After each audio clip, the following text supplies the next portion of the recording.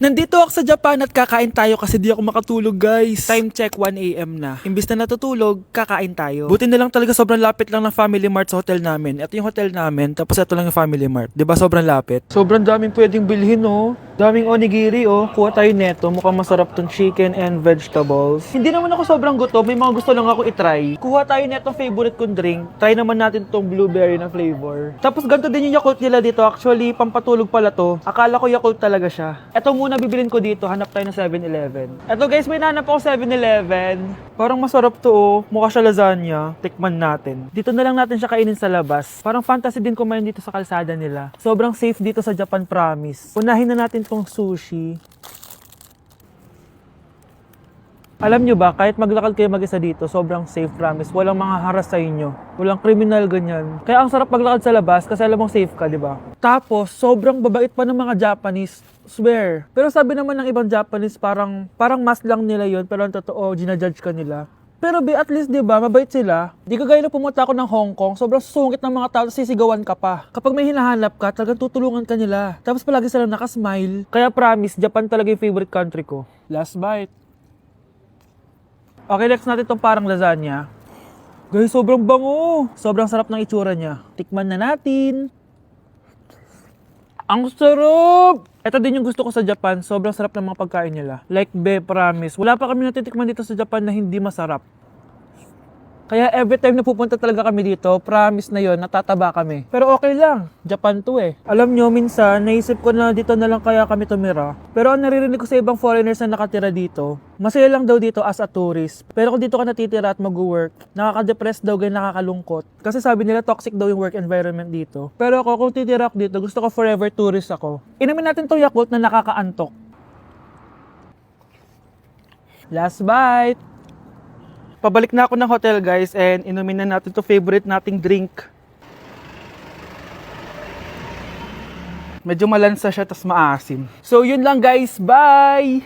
Eating only Jollibee for a day? Let's go! Pero guys, may rules tayo. Hindi ako pwedeng umulit ng o-orderin. Kung nag-chicken ako ng breakfast, bawal na ako mag-chicken ng lunch. So, tara na. Mag-umpisa na tayo. Hi guys! Good morning! So, it's currently 9:07 AM. Magpa-breakfast na tayo at alam nyo na kung saan tayo kakain, sa itim na bubuyog. Let's go, guys! Guys, nandito na tayo!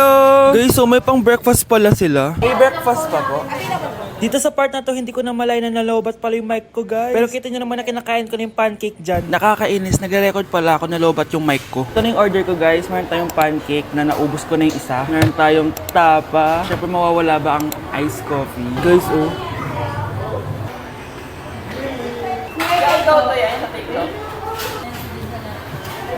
Ang sarap na, guys. This is my new favorite. Okay, next naman, itong tapa. Tikman na natin.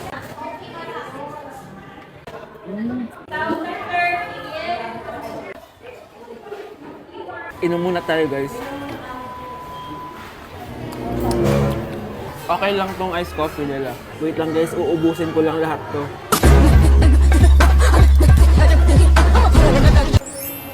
I love my breakfast. Super satisfied at worth it naman yung mga binili ko kasi nabusog ako, guys. Pero, hindi ko na pwedeng orderin yung mamaya. Kahit gusto ko kasi wala na yun mamaya, pang breakfast lang yun. Guys, na-excite na ako kung anong kakainin natin mamayang lunch. So, see you later. It's lunchtime, guys. So, naligo na ako para naman fresh tayo, no? Parang di naman fresh. Medyo na late lang yung lunch natin kasi magti-3 na. Kasama pala natin mag-order si Honey Bunny. Jane, okay ka pa ba? Eto na, guys! Na para bang magbumukbang ako. Guys, nakikita nyo ba to? Sana nagugutom na kayo habang pinapanood nyo to. Sarap! Ano ba? It's giving talaga, mga mima ko. Ito na talaga ang ginagamit ko sa laps ko.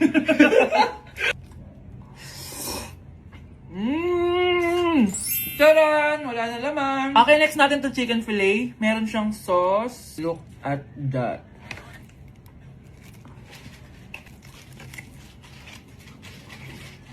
Ano bunch?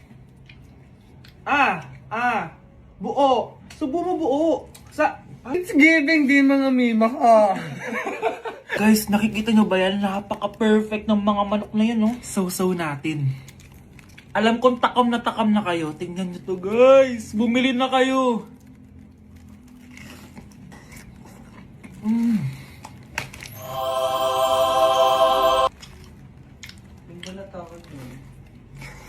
Sabi nila kapag mahal mo isang tao, bigay mo sa kanila yung balat. Balat ng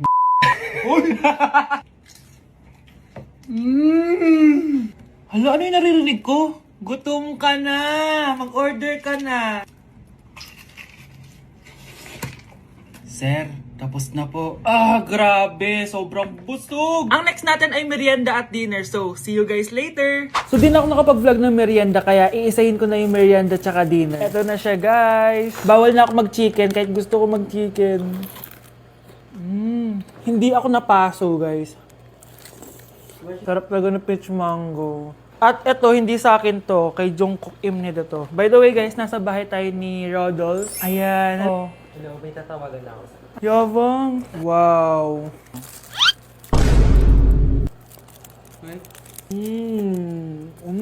Last bite.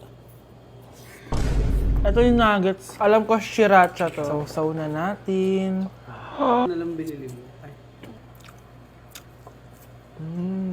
May sauce siya. Guys, tatanggalin ko na tong ban. Naumay na ako sa ban eh. Ito na lang kakainin ko. Kakaiba yung lasa nito. Feel ko dahil sa sauce. Pwede bang diet challenge naman next time? So that is it for this video, guys. Tulog challenge naman ako kasi para na akong zombie, oh. So yun lang. Bye-bye! Ready? Yep. 3, 2, 1, go! Ah! Bang! Bang! Bang! Bang!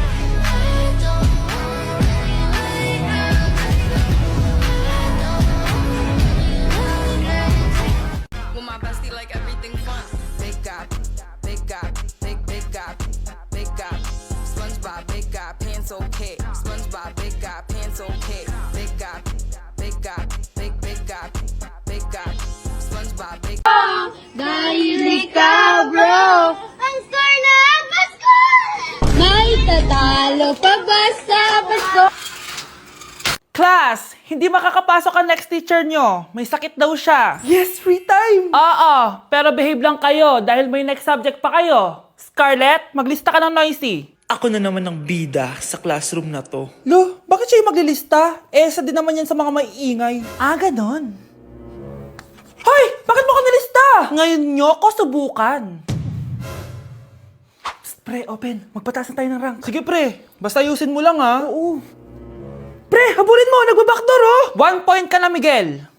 Lo! Yun! Panalo! Oh, ba't si Kenneth di mo sinulat sa noisy? Bakit? Crush ko yan eh. Sige lang, Kenneth. Magingay ka lang. Ako bahala sa'yo. Wow!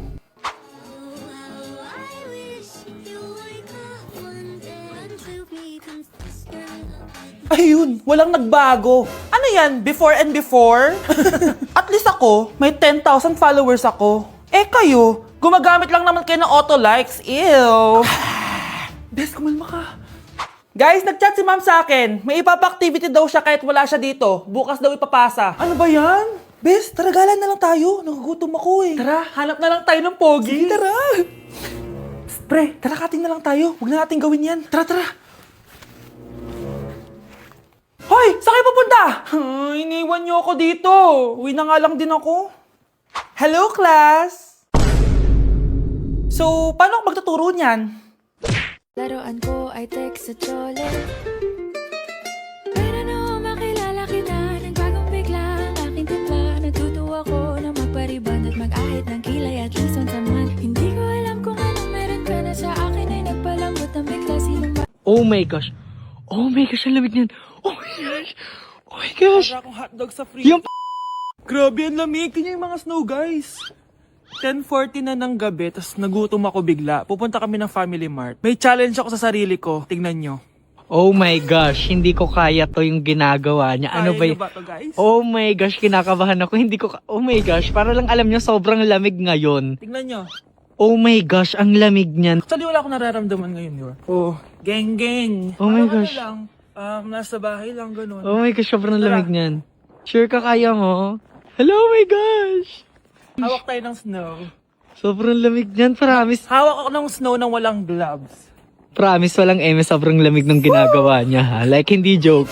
Oh my gosh, oh my gosh, oh my gosh, oh my gosh. So tara guys, punta na tayo sa Family Mart. Oh, ano? Ba't ganyan ka maglakad? Oh my gosh. Giniginaw na siya, hindi niya na kaya, mga madam. Hindi ko kaya. Umigaman ako dito sa snow na to eh. Oh my gosh, hihiga siya. Oh my gosh, hihiga siya. Oh my gosh, ang lamig niyan. Ang lamig niyan. Kaya mo ba humiga dyan at gumawa ng angel? Dito? Oo, Basic. oo. Oh, sige nga. Oh my gosh. Oh my gosh, ang lamig niyan. Oh my gosh. Oh my gosh. Para akong hotdog sa freezer. Yung paamoy, galaw mo. Oh my gosh. Oh my ang lamig, diba? Hello, ang galing. Ang galing. Demonyo naman. Parang demonyo naman yun. Parang di naman angel yan. Ayan siya. Nagtakbo na siya. Ang challenge na to is para magkasakit ako. Ano yan? Ano yan? Oh my gosh. So, bakit po tayo nagbibihis? Makala ko ba ganyan na yung outfit mo? Hindi, ano lang, nakakaya kasi Sus! Eme-eme. Nanginginig ka na nga, oh. Gusto ko lang maging malinaw sa inyo na dito sa klase ko, ako ang nasusunod. Naintindihan? Ma'am, ito po yung assignment ko. Anong klaseng assignment to? Parang ginawa lang ng bata. Mababa lang grades mo dito, Pinaghirapan ko yung assignment na yun. Sino ang pambansang bayani natin? Ma'am, Scarlett. Ang pambansang bayani natin ay si... Oops! Napakabagal mo sumagot. Ang pambansang bayani natin. Straight to the point ang kailangan ko sagot. Ayusin yung sumagot, Hindi na kayo elementary. Opo, ma'am. Pinayagan ba kita kumain sa loob ng klase ko? Ma'am. Akin na yan. Kung ayaw niyong binabastos kayo, wag niyo akong bastusin. Ay, oo, be. Kain tayo sa labas mamaya, Hala, galit na si ma'am. Umalis lang ako saglit, ganyan na kayo. First meeting pa lang natin, pinapakita nyo ng mga ugali nyo. Buti pa yung kabilang section, tahimik lang. Kayo na ata ang worst section na napuntahan ko. Kung kami ang worst section, ikaw ang worst teacher. Sorry po, ma'am. At dahil dyan, bibigyan ko kayo ng maraming assignment. Ma'am? Oh, Scarlett, kamusta ka? Sana ikaw na lang ulit teacher namin. Ang sungit ng bago naming teacher eh. Hayaan mo. Next quarter, ako na ulit ang magiging teacher nyo. Talaga, ma'am? Thank you, Lord! Bes, bakit ka absent kahapon?